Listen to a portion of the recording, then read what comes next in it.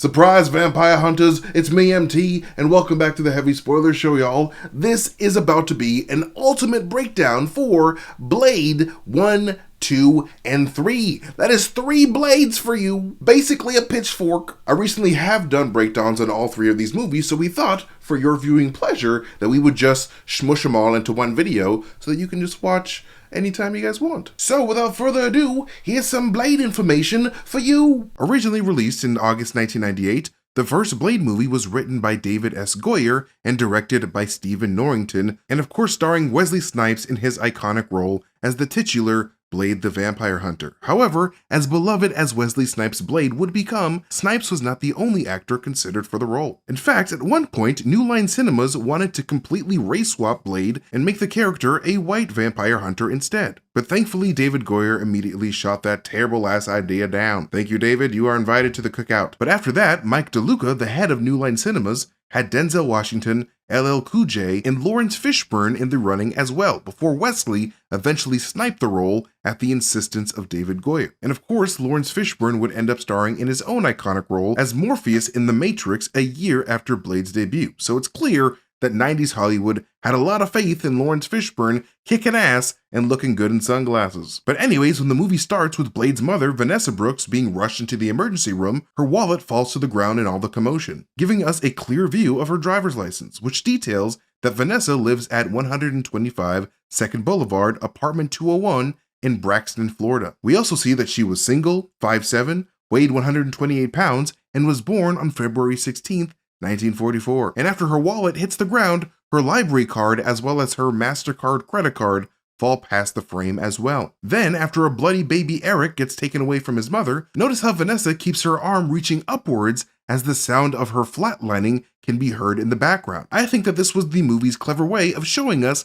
a quick glimpse at Vanessa's transformation into an undead vampire, because typically, when somebody flatlines, their arms go limp.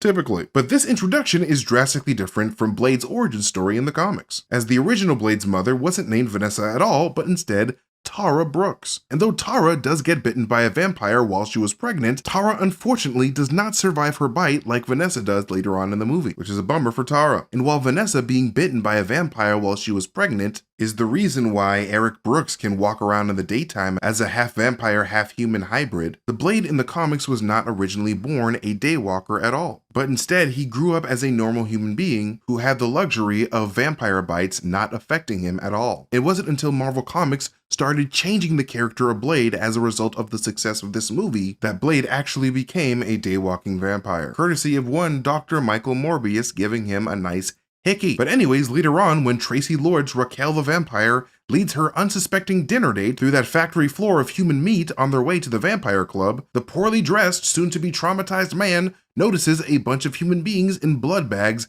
being carted away. While this is meant to, of course, point to one of the many sources of blood that the vampires use for food, these human-sized blood bags were actually supposed to play a bigger part in the story originally. According to production designer Kirk Petruccelli, Deacon Frost was initially supposed to reveal that he had massive storages of these human bodies in preparation for the day that he would use the Lamagra blood god to turn every single human being on the planet into a vampire. Because if everybody on the world is a vampire, then that vampire planet is going to need a food source, or else everybody dies. But anyways, after all those vampire freaks get their disgusting bloodbath through those sprinklers, we finally get the first appearance of the adult Blade, with a new and improved look and personality that had not yet been seen in the comic books. Because you see, in the comics, Blade wasn't always this badass. In fact, after these movies were released, Marvel drastically altered the entire character of Blade in the comic book continuity to closely match Wesley Snipes' iteration, as the character at that time was very much struggling in popularity amongst the readers. But anyways, when that vampire brings her date to that nightclub of Night Stalkers,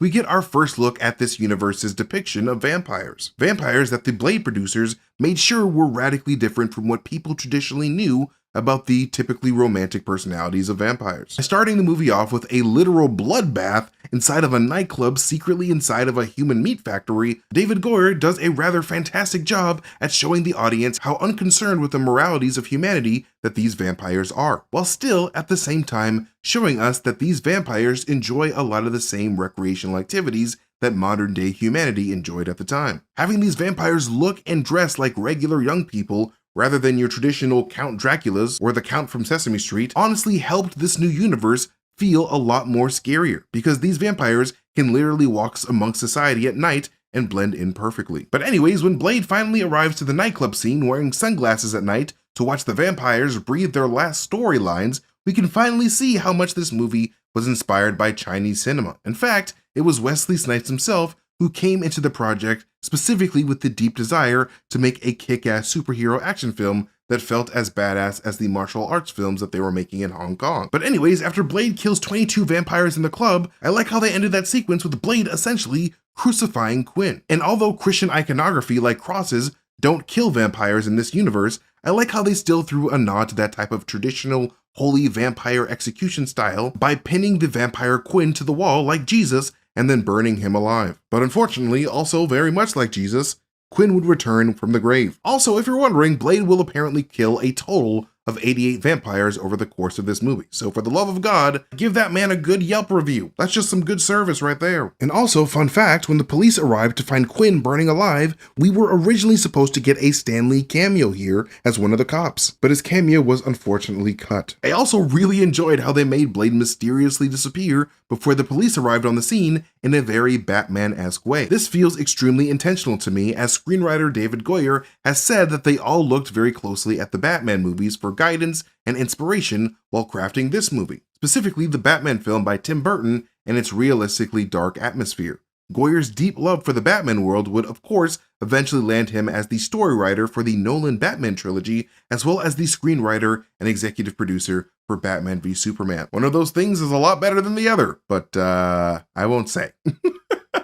With both Blade and Batman being nighttime Avengers, taking creative inspiration from Michael Keaton's Batman movie was definitely a wise decision, especially knowing that they purposely made the effort to avoid the cheesy mistakes of the Batman sequels that followed. Sequels that significantly toned down the adult themes and violence in order to appease parents and tap into a younger audience. And during the hospital scene, when a charred and resurrected Quinn attacks an unsuspecting Karen, actor Donald Logue actually dislodged his jaw after his face accidentally forcefully landed on the ground. And after screaming out in pain, the production had to ironically rush Logue from their fake hospital to an actual real hospital while he was still in the makeup of a dead burn victim, which freaked out pretty much everybody at the hospital. And later, as Whistler checks out a bitten Karen Jensen's wounds, we can see that Whistler is still wearing his wedding ring, giving the audience a hint that Whistler used to have some type of close family in the past, before Whistler reveals later on in the film that his wife and 2 daughters were brutally slain by vampires. And actually, the character of Abraham Whistler is an original creation for the Blade movie, made to be a loose adaptation of comic book Blade's actual original mentor,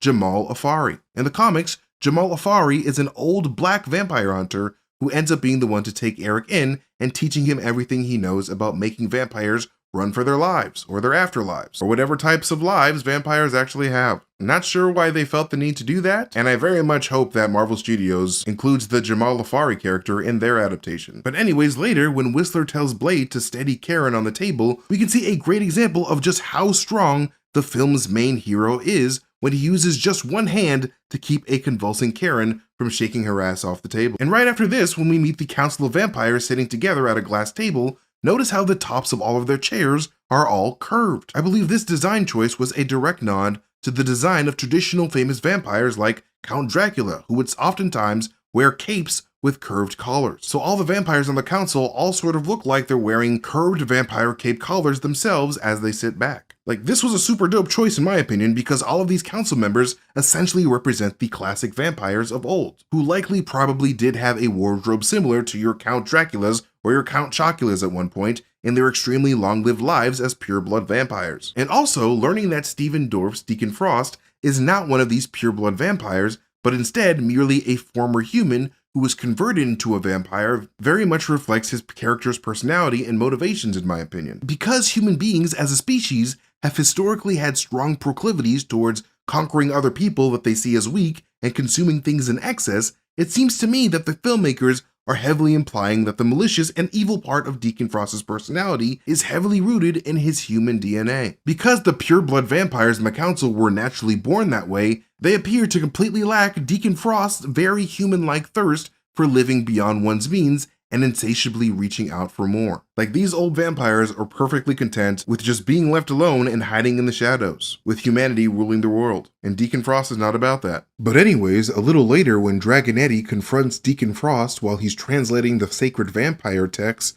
on a big-ass CRT computer screen, the translated text on the right of the screen seemingly tells the story of the origins of vampires in this universe, specifically how the blood god Lamagra used to rule a completely dark earth as the god of all vampires, until an ancient force that the vampires of old referred to as the Unholy One defied Lamagra's rule and built a prison for the blood god before supposedly creating the day and night cycle, thus forcing all the vampires to hide in the shadows while humanity evolved and prospered. But the prophecy does leave the vampires with a sense of hope when it promises that humanity will end up destroying their own selves by destroying their habitat, which is true, and that the coming return of the blood god will convert all of humanity into vampires and allow the vampire species to reclaim the planet that was stolen from them. I wrote the entire prophecy out just for you, and will now place it on the screen here, just in case some of you were thinking about changing religions anytime soon. Blood god, yum yum blood god. All hail the blood god. What a mighty blood god we serve. But anyways, after Blade drops Karen back into the daylight,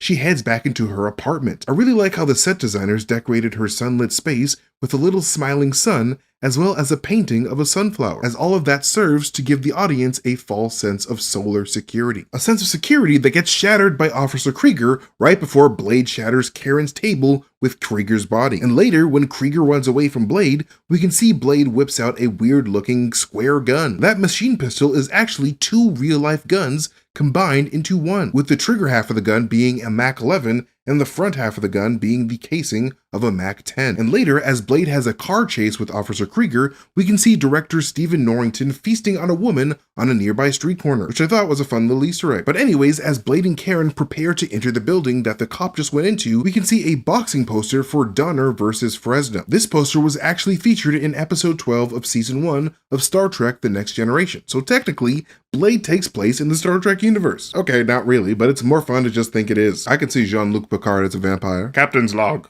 I'm thirsty for blood. Then, as Blade and Karen make their way to the back of a club full of sunglass-wearing Japanese vampires, they run into the extremely large vampire Pearl hidden within the club's refrigerator, which is hilarious considering that Pearl clearly has some type of dieting issue. I mean, if you count eating human babies and infants a dieting issue anyway, which is exactly how Pearl became that big, according to director Stephen Norrington. So, you know, don't feel too bad that Karen cooked that nutjob slob of a blob. Also, fun fact about how Pearl was made, there was actually 5 people inside of Pearl's body made up of $7,000 worth of silicone, with the actor Eric Edwards as the head of Pearl, 1 dude for the left arm, 1 dude for the right arm, and 2 people puppeting Pearl's legs. And after Pearl is cooked, Blade and Karen then enter the Erebus archives, where the pages of the vampire Bible known as the Book of Erebus are stored. An aptly named vampire Bible too, as Erebus was the god of primordial darkness according to Greek mythology. Also, I love how they made the design of Deacon Frost's sexy time bed look like a high-tech metal casket, as vampires are, of course, famously known for sleeping in coffins. The movie uses this metal bed the best during the Vanessa Brooks vampire reveal scene, as the metal coffin opening symbolically points to Vanessa rising from the grave that her son thought she was in this entire time. But anyways, as Deacon Frost makes his way through his house party while ignoring Krieger, you can see a vampire girl watching the Mortal Kombat movie on a TV screen, which was another adaptation from New Line Cinemas that came out a year prior in 1997. Then, after Whistler helps Blade and Karen escape the Erebus archives, the 3 start walking along the side of a train tunnel. But what is crazy about this moment is that Whistler inexplicably disappears from this scene completely after his bomb explosion causes him to lose his footing, only to reappear without explanation in the following scene. Where did Whistler even go? Like, how the hell does a normal senior citizen of a human being survive falling off the side of a tunnel onto the path of a moving train and survive? Something tells me that Whistler's original fate was probably to die during this moment, but they probably changed it to make Whistler into a vampire for a potential Blade sequel, but that's just a hypothesis for now. But anyways, I found the conversation that happens when Deacon Frost holds a little girl hostage to be quite interesting, because it shows how similar Blade and Deacon really are as half-blood vampires in their own unique ways. Deacon tries to recruit Blade to his cause, not just to manipulate Blade into giving up some of his special blood, but also because he can relate to Blade and how it feels to not 100% belong to any one group. They're both two powerful people that feel like outcasts to both humanity and the vampires. So the movie having Deacon try to extend an invitation to Blade to join his group despite everything that Blade has done to them seems to be reflective of Deacon Frost's overall hatred of being made to feel inferior by both the Vampire High Council and humanity at large. So he tried to reach out to his fellow underdog, but ends up calling Blade an Uncle Tom when Blade refuses to join him. But anyways, later on, after Deacon Frost finds Whistler's hideout and mortally wounds Whistler badly, Whistler calls Blade a son of a bitch, which is super great foreshadowing in my opinion because Whistler was 100% on the money, as Blade's mother would prove to be a massive vampire bitch only a few short minutes later. I've known some blood-sucking bitches in my day. That's why I no longer use OkCupid. And as sad as this scene is for the movie, apparently Wesley Snipes could not stop cracking up. He just found the image of him lightly dabbing the wounds of a man bleeding all over the floor to be too damn funny to say in character. And honestly, I don't blame him. I'd probably do the exact same thing. It's kind of ridiculous. Like, why is he dabbing Whistler when it's not really doing anything? Seems kind of stupid. But anyways, in the following scene, we can see Blade cut the roots of the flower that he's been caring for. This flower is actually called the Dracana leucospermum, and it's a hybrid of two different species of plants, much like Blade is a hybrid himself. Blade symbolically cuts the roots of this plant to also symbolically show his disdain for his own vampire roots after his quest to avenge his mother got his father figure killed. Blade echoes this mentality later on in the movie when he says, "I must release you" to his mother before killing her. I love that line so much because it both implies that Blade is both releasing his mother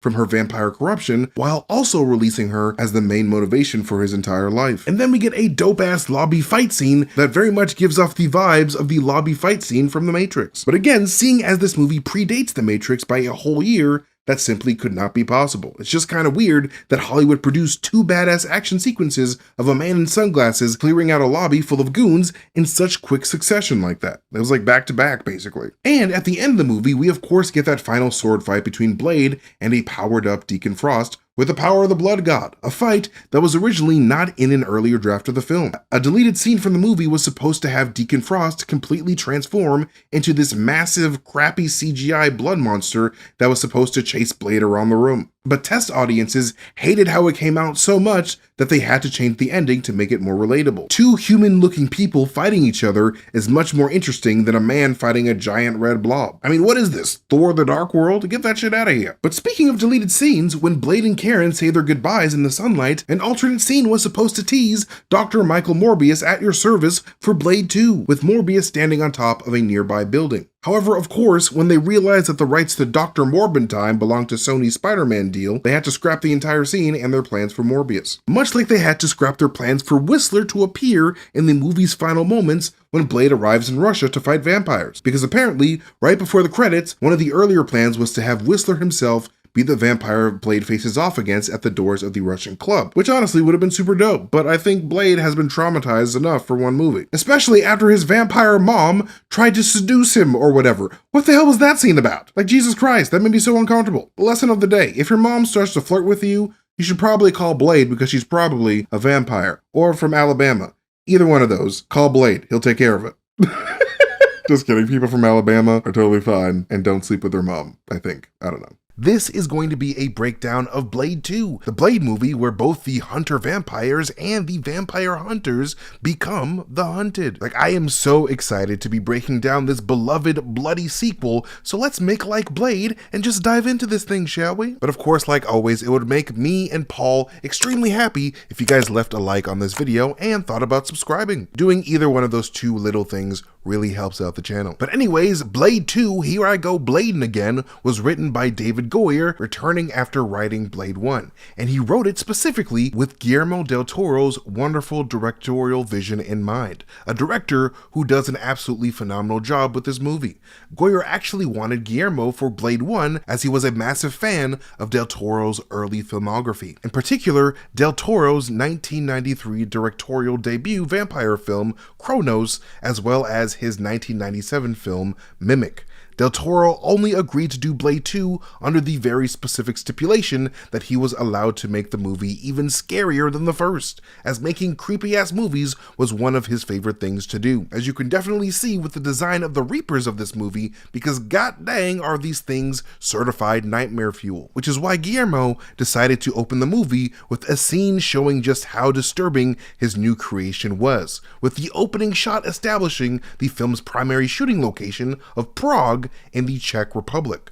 Most of the filming for the movie was actually done in Prague, which worked out super well for the production as they were able to take advantage of the region's incredible Gothic architecture while also being able to purchase a couple of abandoned factories for a pretty damn good price. And when the movie first opens with Jared Nomak attacking one of the Vampire Nation's blood banks, Guillermo made sure to gross out as many people as possible by having Nomak open his head like a goddamn hot dog so that Nomak could snack on some smug suckheads trying to take advantage of the homeless. Like, I truly love this opening because you can immediately see that the Blade universe has just introduced a new kind of super intense vampire, one that Guillermo del Toro says he purposely modeled after leeches, mainly because leeches are all about one specific thing: finding a blood source to feed. Because in Guillermo del Toro's opinion, at that point in popular media, vampires became too much like humans, as a lot of vampires in fiction were infused with a lot of elements like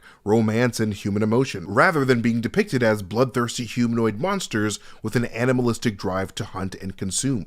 And Del Toro really liked how real-life leeches did not evolve to become these super attractive beings that were obsessed with finding a mate, and how they were one-track minded beings mainly focused on looking for the nearest warm-blooded body to feed. So Del Toro made sure to make the Reapers as disgusting as he possibly could on the outside, as well as with their biology on the inside, as we see later during the Reaper autopsy scene. And like I alluded to in my breakdown of the first Blade movie, Morbius was actually the character that the writers of Blade 1 wanted to bring in as the main antagonist for the sequel, but unfortunately, the rights to Morbius were of course sitting on Sony's lap, and thus could not be used by New Line Cinema, so they opted for Jared Nomak instead. After this scene, we get the intro credits, which include a flashback to Blade's birth scene that we saw at the start of Blade 1, with Blade's mother, Vanessa Brooks, making a very brief appearance. Then right after this, when Blade is introducing Whistler, we get a quick flash of what looks like a police report concerning an event that took place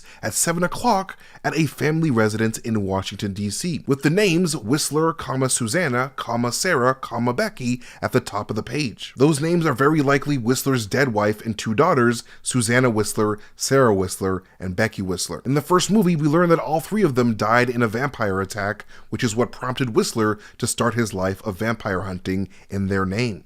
Then the movie starts with Blade chasing down some vampires who try to hop on their red and black motorcycles to escape, with red and black of course being the favorite colors of vampires due to their associations with blood and the darkness of night. Then we get a badass display of the daywalker's superior half-vampire genome when we see him jump from the very top of this building in order to keep those vampires from escaping, with Blade of course being completely computer generated for this jump. After this, we see Blade using his black and red jacket to taunt and dodge his assailants like Spanish matadors use red capes to taunt and dodge bulls. I particularly love how when Blade causes this red motorcycle to wreck, we can see a cow winking on the wall in the background to accentuate this matador bull theme. This wall is an advertisement for a brand of milk seemingly called Tasty Moo Cow, produced in the Tasty Moo Cow Creamery that served as a front for the vampires that were keeping and torturing Whistler. We can see boxes of the milk that creamery distributes next to the vampire goons doing drugs in the following scene right before Blade murders them all to rescue his old white dad. Then when Blade and Whistler return to their hideout, Scud references Frank Miller's 1986 Batman comic The Dark Knight Returns while listening to Gorillas on My Mind by the Gorillaz and Redman. Like, Scud is definitely a big fan of comic books and the superhero genre in general, as he can be seen wearing a Hellboy t-shirt with the BPRD logo on it later on in the film, with BPRD of course standing for the Bureau of Paranormal Research and Defense from the Hellboy comics. Director Guillermo del Toro was of course a big fan of the Hellboy franchise, and he would prove it later on by having his very next movie after Blade 2 be Hellboy 2004, also starring Ron Perlman. And he would of course also go on to direct 2008's Hellboy 2 2 after making Pan's Labyrinth. Scud's name is also a possible reference to the comic book series Scud the Disposable Assassin, which is about a society in the far future that allows anyone to buy a robot assassin from a vending machine. Disposable robot assassins that self-destruct after their target has been eliminated. Scud is the name of one of these robot assassins who becomes a merc for hire after gaining their own autonomy by keeping the human target they were supposed to assassinate alive in the hospital, therefore keeping his self-destruct programming at bay. If this is the case, then I think that Scud being named after Scud the Disposable Assassin is very fitting, considering that all the vampires view the familiars as disposable humans. And although Scud would end up being scum, he is a scummy Scud with good taste, as Scud can be seen watching the Powerpuff Girls multiple times throughout this movie. Like when he first meets Whistler while he's chilling in the garage, and even while he was running van surveillance while the rest of his friends went partying in Satan's nightclub. We can also see some Powerpuff Girls footage playing while Scud and Whistler are building their light bomb together. The Powerpuff Girl episodes used in this movie were Season 2 Episode 8's Down and Dirty, Season 1 Episode 18's Bubble Vicious, and Season 3 Episode 2's The Main Event. The Down and Dirty Powerpuff Girls episode that Scud watches when he first meets Whistler is an episode where Buttercup stinks up all of Townsville with her nasty superhuman body odor when she refuses to take a bath with her sisters because baths are for sissies. Buttercup is usually the character on the screen when we see Scud watching the Powerpuff Girls show, which makes sense if you consider that, later on in the movie, Blade would go on to call Scud a sissy for not wanting to help during the autopsy, possibly implying and foreshadowing that Blade himself could smell Scud's own stench from a mile away. I love how Whistler even calls him Skid when he first talks to him, further foreshadowing his shitty nature as a vampire familiar. And fun fact about Blade's headquarters in this movie, it actually used to be a factory that made missiles for the Soviets in the past. So the film crew figured why not convert this old weapons facility for missiles into a vampire weapons facility for Blade, which was a dope choice in my opinion. But that facility would soon of course be infiltrated by both Assad and Nisa, dressed in their cool vampire ninja outfits that Guillermo del Toro designed himself after being heavily inspired by the anime genre. Del Toro has always been a massive fan of Japanese anime, and has gone on record to say that the dope-ass action found in anime is what very much inspired the action sequences of Blade 2. And we actually get slight hints towards Scud's allegiance to the vampires during this ninja infiltration scene. The first time is when Scud licks the blood off of his finger after Whistler busts his face with a gun, and the second time is when Scud compliments Nisa and Assad's suits in a "please don't shoot me, we're on the same side" kind of way. I mean, hell, Scud probably even designed those suits for them. But anyways, after this, Nisa and Assad bring Blade to Damaskino's headquarters at Caliban Industries, with Caliban, of course, being a reference to the half-human, half-monster hybrid character Caliban from William Shakespeare's play The Tempest. This makes sense as Caliban Industries was secretly making half-vampire, half-monster hybrids with Damaskino's attempts to perfect the vampire genome. The symbol on the helicopter landing pad even appears to be a double helix to foreshadow Damaskino's mad science experiments. Then a little later after this, Assad introduces Blade to his new team of elite vampire warriors, the Blood Pack, which is of course a clever play on the medical blood packs used to store extracted blood. After Assad introduces Daz Crawford's Lighthammer, he quickly introduces Lighthammer's girlfriend Verlaine, a character that was originally supposed to be played by actress Tracy Lords, as Verlaine was first imagined to be the twin sister of Raquel, the female vampire from the very beginning of the first Blade film. But the character was then retooled to be played by Marit Valkeel. And following Tony Curran's Priest, we are introduced to Snowman as played by martial arts movie legend Donnie Yen, who also served as this movie's fight choreographer. Because, you know, Guillermo del Toro isn't a freaking idiot and knows a goddamn baller when he sees one. Then after this, we meet Chupa as played by actor Matthew Schulz. And fun fact about Chupa,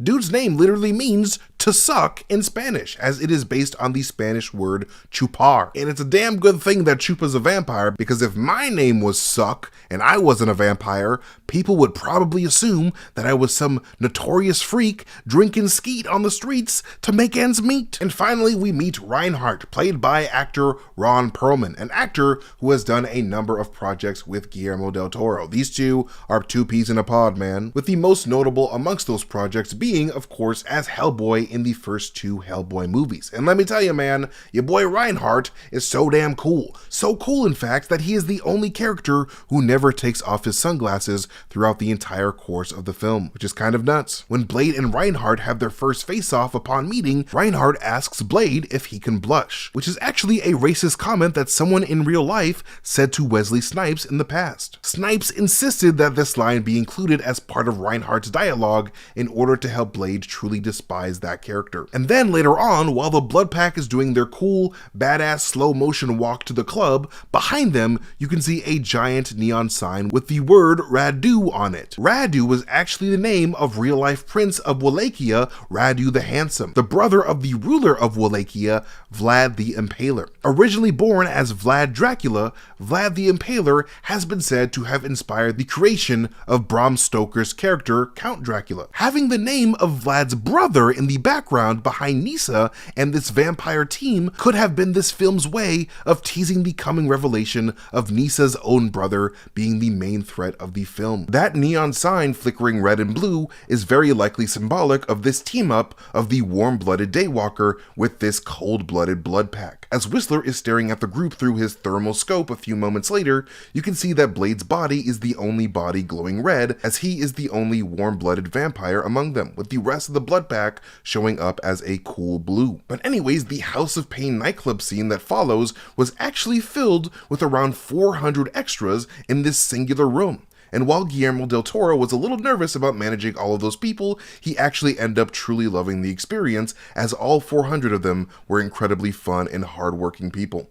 However, because they were all dancing for so long, the room quickly started to smell like crazy BO, which made the director wish the production added 400 deodorant sticks to the budget. But anyways, as the blood pack walk through the House of Pain, Blade is disgusted at all the freaky shit that all of these vampire youths are up to, like French kissing with razor blades in their mouths and mutilating their own backs for fun. But I guess that's sort of the point of a club called the House of Pain. And to underscore this pain theme, the backdrop of the stage is a giant red sun, the #1 celestial object of pain for all dark denizens of the vampire nation. But actually, fun fact about red suns in Marvel Comics, they're actually one of Blade's main weaknesses, much like they are for Superman in DC Comics. Recently, in 2019's Avengers #27, we can see Blade getting the energy drained out of him as the Avengers fly near a series of red suns in outer space. But anyways, as Priest walks through the crowd, he's disgusted because a lot of the clubbing vampires aren't pure-blooded vampires like him and his team, clearly showing how racist Damaskino's squad of vampires have been brought up to be, which makes sense considering that Guillermo del Toro deliberately made Damaskinos himself to be a super racist fascist of a vampire that valued only the genetically pure of his race. Which is why Damaskinos cast his own son out as soon as his experimentations poisoned Nomak's DNA. Anyways, a little later, Nyssa heads upstairs to look around for Reapers, but what she doesn't find is Michael Jackson. Michael Jackson was originally supposed to make a quick cameo as a vampire handling a bunch of human remains, but for reasons unknown, Michael Jackson could not make it for this scene. They did end up filming that moment with another actor, but ended up scrapping that moment entirely as a deleted scene. And then, after the Reapers start attacking the club, we get this moment of Lighthammer trying to get a resurrected Reaper off of him. This particular Reaper was a combination of practical and computer-generated effects, as some of these shots of that Reaper attack were of a completely robotic Reaper. Guillermo del Toro did not like the idea of over-relying on CGI to craft his cinematic illusions, so he had the Blade 2 design team craft the upper torso of a Reaper in a moving robot with realistic skin so that audiences wouldn't have to deal with that uncanny valley feeling that came with a lot of CG from that era. And later, a little fun Doctor Strange Easter egg can be seen when Blade and Nomak fight in the church. Behind Nomak, you can see what appears to be the closed golden eye of Doctor Strange's Eye of Agamotto, designed the way it used to be in the Marvel Comics before the MCU's influence. Then after this church scene, we very ironically have to watch a priest die. As Priest begs for Chupa to kill him in order to prevent becoming a Reaper, Chupa mutters the words, "a man without fear," before shooting his comrade, which definitely feels like a reference to Marvel's main man without fear, Daredevil. Then after Whistler finds a dying Reaper, the Blood Pack take that Reaper to be cut open and examined. But, not so fun fact about this scene, apparently around 30 members of the film crew got temporarily blinded from all the UV lights that they used in this scene, which is kind of nuts. While the gang gets ready for their underground assault, Blade quotes the Chinese philosopher general Sun Tzu when he tells Whistler that he intends to keep his friends close and his enemies closer. But when he does, Guillermo del Toro makes sure to symbolically place Scud right behind Blade in the frame, as Scud would prove to be Blade's enemy in disguise the whole time by the end of the film. Then the Blood Pack head to the sewers of Prague in order to attract and destroy some Reapers. But do you know what's even crazier than using a Reaper's nut juice to hunt Reapers down? Nothing, because, that's pretty freaking crazy. But did you know that all of these tunnels were actually built by hand by the set designers in Prague? And all of the tunnels they built were as long as a freaking football field. Like, that absolutely blows my mind, because I would not have been able to guess that at all. Like, this feels like a real location that I could go to if I chose to live my life as a Ninja Turtle in Prague. But what I could guess was that these vampires were definitely gonna betray Blade the first chance that they got, which is a prediction that Blade makes earlier in the film that comes true when Reinhardt and Damaskino's vampire goons knock Blade out and take him back to Damaskino's lair at Caliban Industries. The interior of Damaskino's lair was actually designed by Hellboy creator and comic book artist Mike Mignola, in case, you didn't already know that Del Toro was all about that Hellboy life. Comic book artist Tim Bradstreet was also heavily involved with making concept art as well. The massive clock in Damaskino's lair that can be seen when Blade first arrives at Caliban Industries is actually based on the famous astronomical clock in Prague that has been around since 1410. So I have a strong feeling that Damaskinos himself is probably at least as old as that clock. And not only does this clock track the time, but it also tracks the position of the sun and the moon, which are things that a vampire very much needs to know at all times. The character of Damaskinos himself, especially his pale skin and bald head, were heavily based on the famous vampire Nosferatu from the well-known 1922 German adaptation of the Dracula tale. As Damaskinos' human familiar Conan puts Blade on a slab so that the vampires can drain him of his blood, much like what happened in the first Blade film, we can notice that Blade in this movie has a number of new tattoos than he had in the last, with Wesley Snipes revealing that Blade gets a new tattoo after he has a particularly memorable vampire hunting adventure, as each tattoo tells a story. Weird fact about Conan though, Carl Roden, the actor who played the character, actually had all of his lines dubbed over by a British actor in post, because apparently he was using a super thick Czech accent that audiences found a little bit too much for the movie. And finally, at the very end of the film, Blade of course ties up some loose ends by killing Rush, the vampire, at the very start of the film, specifically in London inside of an adult parody of Buckingham Palace called Effingham Palace. I can't say the F word here because YouTube doesn't like it. With Rush being played by actor Santiago Segura, who has worked with Guillermo del Toro on a number of films after this, including both Hellboy movies as well as the first Pacific Rim film. But anyways, that is it for this breakdown of Blade 2. This is about to be a breakdown for Blade Trinity, one of the most disliked Blade movies of the trilogy. Some would say it's the most disliked movie of the Blade trilogy. But who would say that? What are you talking about? But no, for real, I personally think that this movie isn't all that bad. Yes, it's pretty cringy, but it's not terrible. It's for 2004. I don't know. But anyway, let's just get into it. And pretty much right away, Blade Trinity makes history by being the first movie in the Blade franchise to feature the Marvel page-flipping animation at the start, acknowledging Blade's Marvel Comics roots. Then the movie starts off with the House of Talos arriving at the Syrian desert by helicopter to visit the tomb of Dracula, which is ironic considering that Blade made his first appearance in Marvel's Tomb of Dracula number 10 in 1973, and in that issue, Blade would of course go head-to-head with Dracula himself. This team from the House of Talos that descends into the tomb include Danica Talos, played by actress Parker Posey, her brother Asher Talos, played by Calum Keith Rennie, Jarko Grimwood, played by the legendary wrestler Triple H, and a vampire named Wolf, played by Paul Anthony. And as the team of vampires arrive, one of them takes the time to flip off the sun, deeply hurting the sun's feelings. Originally, the script had Dracula's tomb in Iraq instead of Syria, but they were kind of forced to change the location to Syria due to the very small likelihood of those helicopters landing at this tomb without first getting blown out of the sky by Iraqi or American anti-craft air missiles at the time. Within Dracula's tomb are inscriptions of ancient cuneiform, a language used by the Sumerians of of old, and one of the earliest forms of written language that humanity knows of. Later on, we learn that Dracula, aka Drake in this movie, was born somewhere around the 5th or 4th millennium BCE, making Drake around 6,000 to 7,000 years old by the time of this movie. And because Drake is a growing 7,000-year-old boy, he decides to chomp the head off of Wolf the vampire before revealing his creepy-ass monster form to Danica and the rest of her group.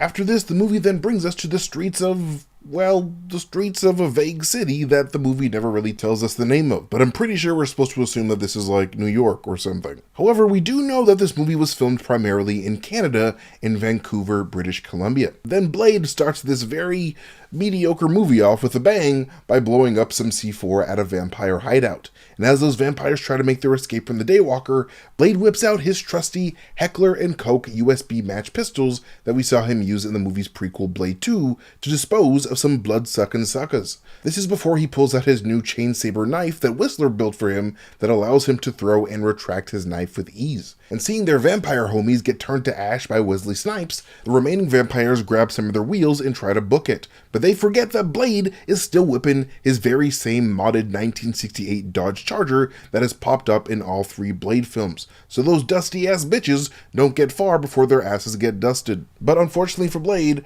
the man is just too damn good at his job and accidentally kills a human familiar teaming up with Blade's enemy vampires, causing Blade to be wanted for murder and framed as a maniac murderer on the loose by the news. Mostly because Danica was nearby filming the whole thing on her big-ass camera before uploading the footage on her old-ass iMac computer. Lots of Apple product placement in this movie, actually, as later we would see Jessica Biel's Abigail use iTunes to make a vampire-killing playlist on her laptop. And pretty much all the computers in the Night Stalker's lair are iMacs. But anyways, after evading the police, Blade then heads back to his headquarters to meet up with his soon-to-be-slain mentor Whistler, who Blade thanks for his new chain saber knife. Whistler then chastises Blade for goofing up and killing a normie and warns him of potential consequences to come. And those consequences were brewing hardcore over at the FBI regional headquarters. On Blade's wanted flyer, we can see that Blade is listed as being 5'8" and 175 pounds, with his date and place of birth being completely unknown by the FBI. Then, as FBI agent Ray Cumberland watches a news story on Blade's confrontation with the police, we learn that Blade would go on to kill at least 3 other people during his attempt to escape after killing that familiar. After this, the movie brings us to the Talos family, where we see Danica, Jarko, and a new female vampire named Virago do a dramatic slow walk to Drake's feeding chambers. And as they watch Drake feed from their infrared monitors, you can see that Drake's victim has considerably less warmth on their bodies, due to them having the blood sucked out of them by a giant vampire monster. That'll happen to you. A vampire monster who spends most of their time as actor Dominic Purcell to save money and effort on applying the costume on Dominic every time. Then, after Danica tells Draco the only other Daywalker on the planet, and he agrees to kill that Daywalker for them, we're brought to the streets of the unnamed city of Earth 26320, where Whistler is picking himself out an issue of the Weekly World Bulletin tabloid, where gun-toting psychopath captured on film is the main headline, accompanied by a photograph and FBI drawing of Blade. And at the top of the page here, we can see the text, "Bayou Alligator eats entire family, no one spared, not even family dog," which is kind of crazy and very unfortunate. But part of me wonders if the Weekly World Bulletin of this universe is actually owned by vampires, and that stories like these are actually ways of vampires trying to cover their tracks. But underneath the issue that Whistler actually picks up is another Weekly World Bulletin headline that says, "Late news flash, Mafia plans to colonize Mars." And while that is quite baffling, it sort of makes sense considering that Mars is the spiciest meatball of them all. So of course, the Mafia wants in on that. And next to the Weekly World Bulletin magazines are the New Grave magazines, which was a very popular Gothic magazine at the time. But little does Whistler know that the magazine vendor was actually a government spy working with the FBI, plotting his demise. A spy that was also the movie's director of photography, Gabriel Beristain. Then we are brought to a talk show hosted by a Bentley Tittle, a character apparently named so as a nod to American horror writer Bentley Little, who wrote such works as The Revelation, The Summoning, and The Haunted. Tittle. What a funny name. Tittle interviews Police Chief Martin Vreed, played by Mark Berry, who would go on to play U.S. Navy Admiral Jones in Season 1 of Marvel's Agents of S.H.I.E.L.D. And alongside Chief Reed is Edgar Vance, a forensic psychiatrist played by John Michael Higgins. And as Blade watches those three men bash him on TV, Whistler comes in to tell Blade that he can't do all this blading alone himself anymore, because he's no longer fighting just the vampires. Meanwhile, a gang of vampires headed by a vampire named Flick follow a lady and her baby down to the subway, referring to them as a combo meal. But unfortunately for them, their human Happy Meal would turn into a crappy meal, as that lady was actually Whistler's secret daughter born out of wedlock, Jessica Biel from Seventh Heaven. I mean, Abigail Whistler, yay! Who's also a vampire hunter with high-tech gadgets, just like her daddy, who would use her fancy UV laser arc bow in combination with a fake baby to send those skateboarding vampire hooligans to an early Tony Hawk Pro Skater tomb. Later on in the movie, when Abigail Whistler is discussing the specs of her laser bow, she says that the bow burns half as hot as the sun. And since the sun does burn at a whopping 10,000 degrees Fahrenheit, then that bow's temperature is around 5,000 degrees Fahrenheit, or 2,760 degrees Celsius, which is around the same temperature as a welding arc. So her holding that bow so close to her exposed skin is kind of extremely dangerous, and she should probably not do that. Actually, fun fact about Abigail Whistler's character, when David S. Goyer was writing the script for this movie, he originally envisioned her character as the Marvel character Rachel Van Helsing, who made her first appearance in 1972's Tomb of Dracula No. 3 as the great-granddaughter of the vampire hunter Abraham Van Helsing, famed arch-nemesis of Dracula himself. However, because there was a Van Helsing movie already in development at that time starring Hugh Jackman, Goyer decided against adapting Rachel Van Helsing in this movie altogether, electing to morph the character into the daughter of Abraham Whistler instead, which is kind of sort of the same, considering that Abraham Whistler was based off of Abraham Van Helsing. Then the scene transitions to Whistler rubbing his wedding ring, thinking of all the family that he's lost during his tragic history with vampires, right before the US government comes knocking on their doorstep,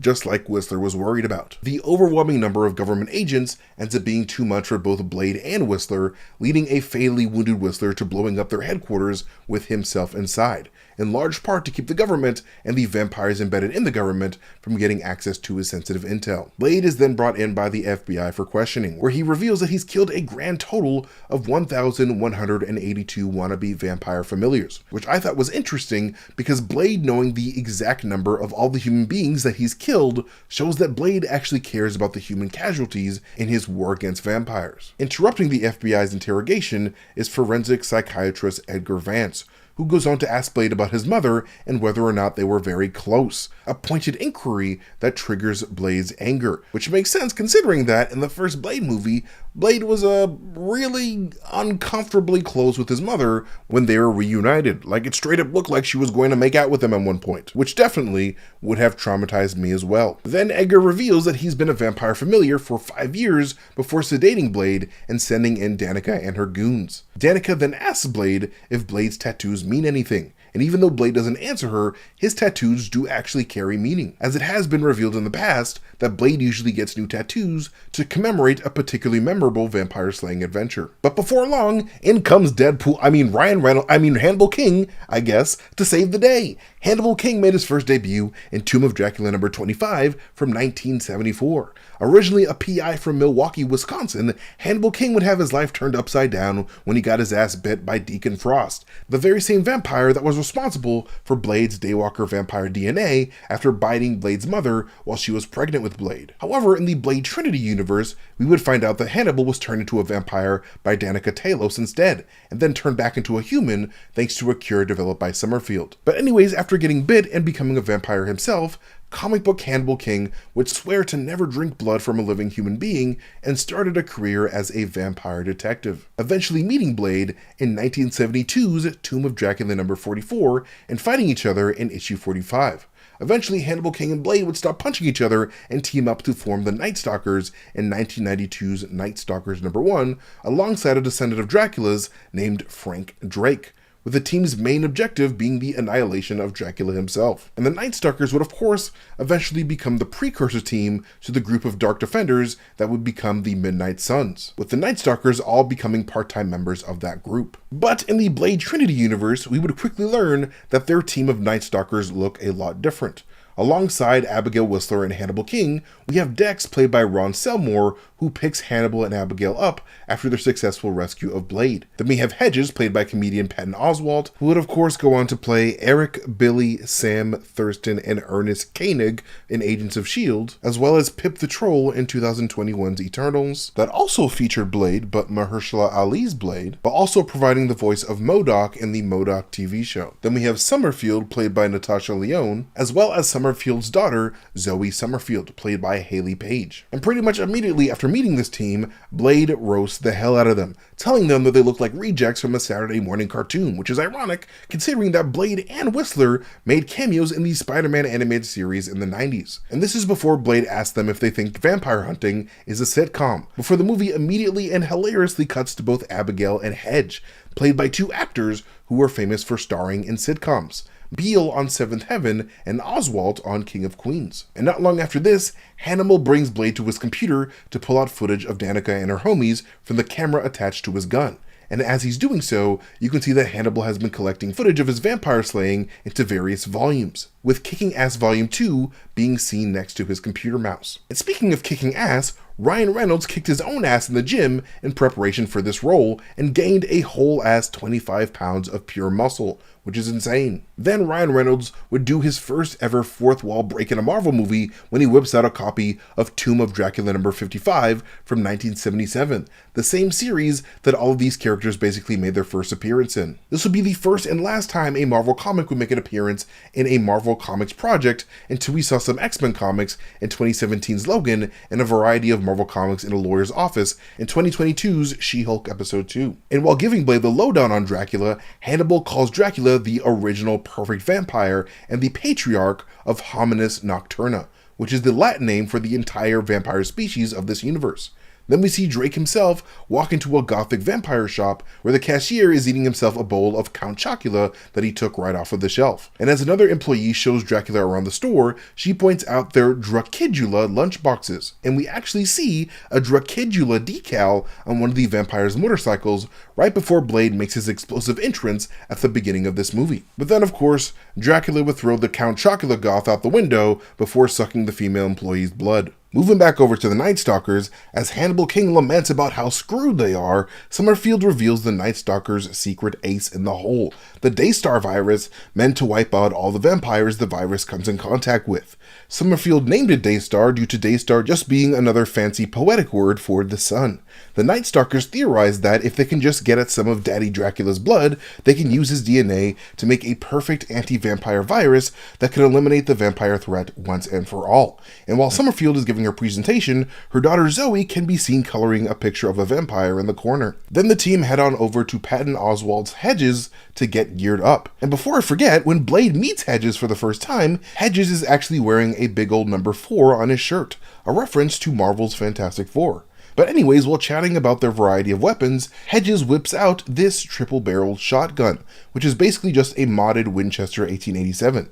But it's a shotgun that would later be reused in other TV productions like Stargate Atlantis, Eureka, and Altered Carbon. And while the Night Stalkers discuss Drake's potential powers, Hedges mentions that Dracula can shapeshift into humans, but not anything like a bat or a wolf. But speaking of vampires and wolves, apparently after releasing Blade Trinity, New Line Cinema was planning on expanding the Blade universe with a massive crossover with the Underworld Vampires vs. Werewolves film franchise, a fact that Underworld star Kate Beckinsale revealed herself in the past. But the idea was ultimately scrapped when Marvel Studios got the rights back to Blade in 2012. And hey, while we're on the subject of scrapped ideas, while writing this film, one of the first ideas that David Goyer had before he decided against it was to set Blade Trinity in a post-apocalyptic future where vampires finally took over the world. But because the story was a little bit too bleak even for a Blade movie, Goyer decided against it. But honestly, I feel like this is kind of a baller idea that Marvel Studios should consider following up on for an Old Man Logan type of scenario for Wesley Snipes' Blade. It would be a pretty great way to send him off,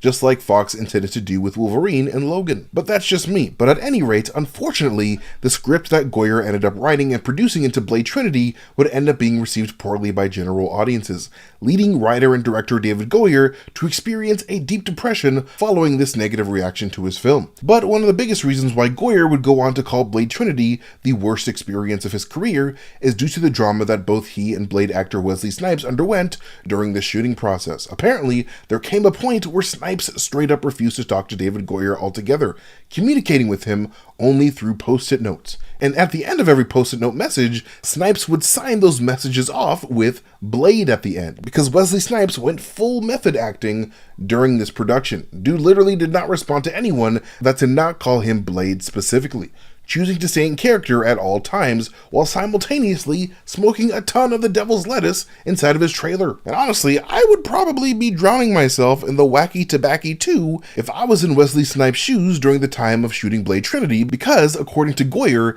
Wesley Snipes' tax issues with the IRS started to begin right when this production began, causing Wesley Snipes to become just naturally more irritated on set because of all that, because all of this dude's money was essentially frozen at the time. And according to Patton Oswalt, even though the movie didn't come out as amazing as they all wanted, the fact that it even was made at all was a triumph due to all the chaos and drama behind the scenes.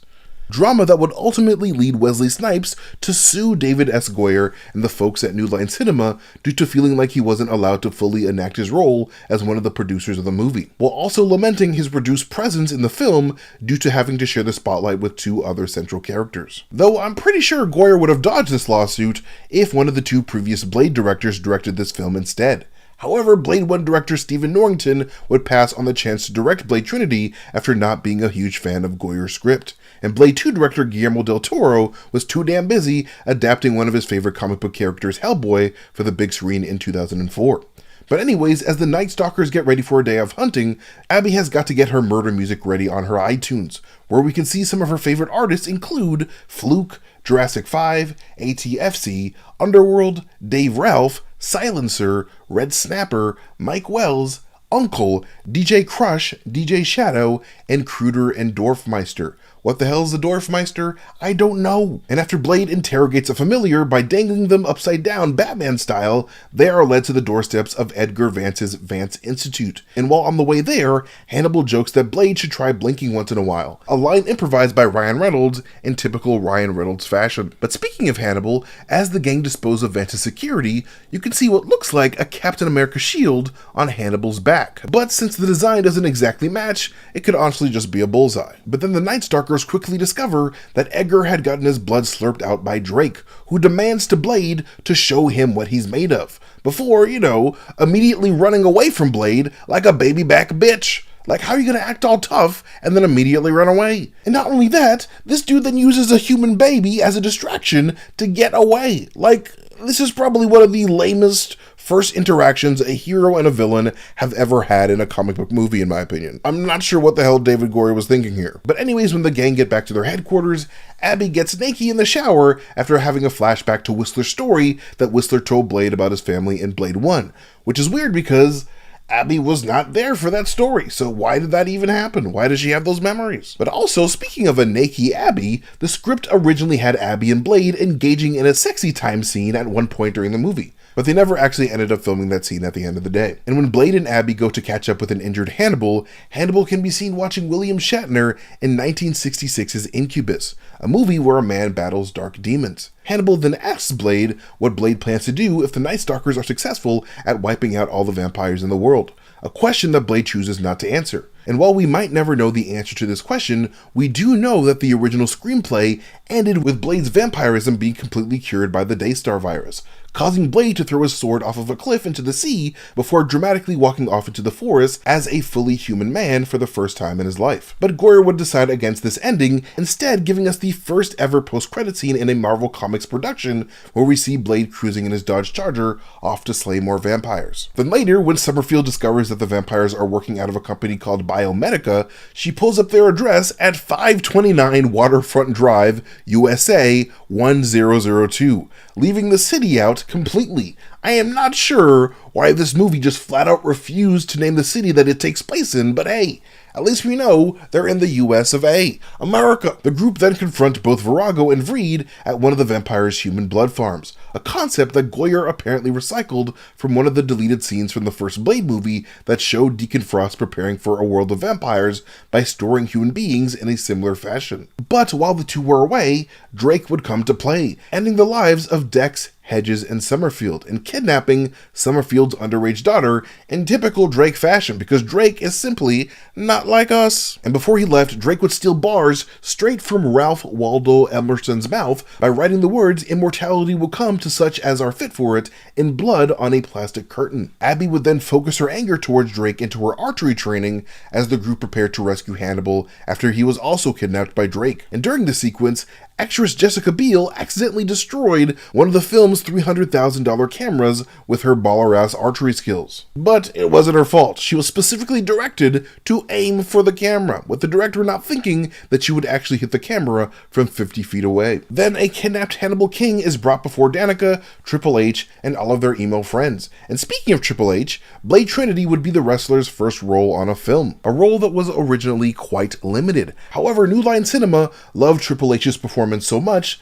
that they decided to expand his character's role to give Triple H more time on screen, which is why we see him threatening Hannibal with one of their vampire Pomeranians. This would actually be the second time a Marvel movie would feature genetically altered dogs, as Ang Lee's Hulk movie in the previous year had the villain David Banner genetically alter his dogs as well. You guys can check out the breakdown I did on the 2003 Hulk movie right here. But soon, Blade and Abby come to Hannibal's rescue, with Hannibal eventually having to face off with Jarko as Blade fights Drake. And instead of using his vampire powers to easily overpower an unarmed human Hannibal, Jarko instead taps into his Triple H wrestling power set to unleash a Running Man power slam on not Deadpool's ass. But of course, Hannibal would eventually get the best of this dumbass brute of a vampire. Moving on to Blade and Drake's final battle, the two end up clashing blades, with Dominic Purcell himself actually being the one executing the sword fighting choreography instead of a stunt double here. But of course, through the power of friendship, Blade ends up stabbing Drake with one of Abby's Daystar virus arrows,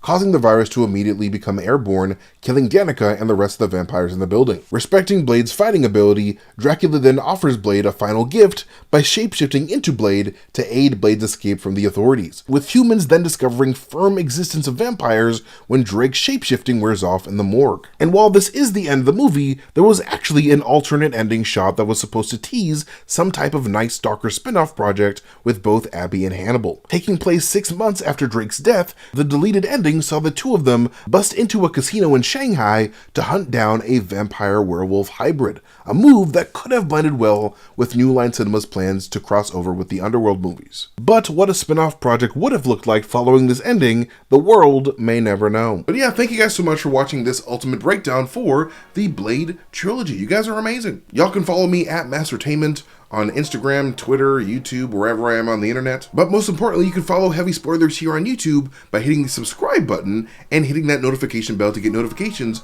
for every time we upload a video. And hey, if you guys like clothes on your body, hit up the Heavy Spoilers store to get you some pretty sweet Heavy Spoilers merch. But yes, like always, I have been MT, and I'll catch you guys later. Bye.